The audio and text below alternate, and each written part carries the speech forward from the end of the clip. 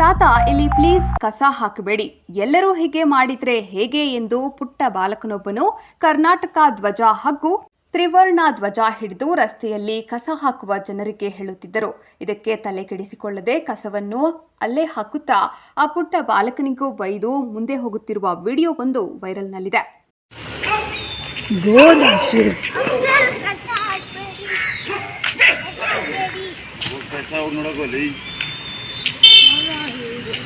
ತಿಟ್ಟಂ ಪರವಾಗಿಲ್ಲ, ಬೈಬೇಕು.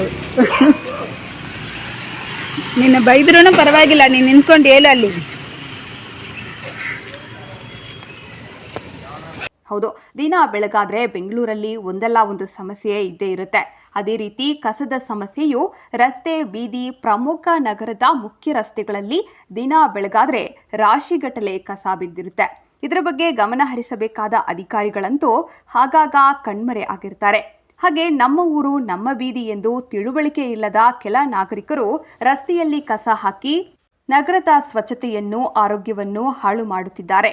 ಈ ಘಟನೆಗೆ ಸಂಬಂಧಪಟ್ಟ ವಿಡಿಯೋಗಳನ್ನು ಇನ್ಸ್ಟಾಗ್ರಾಂ ಖಾತೆಯಲ್ಲಿ ಶರಣ್ಯ 73827 ಎಂಬ ಮಹಿಳೆ ಹಂಚಿಕೊಂಡಿದ್ದಾರೆ.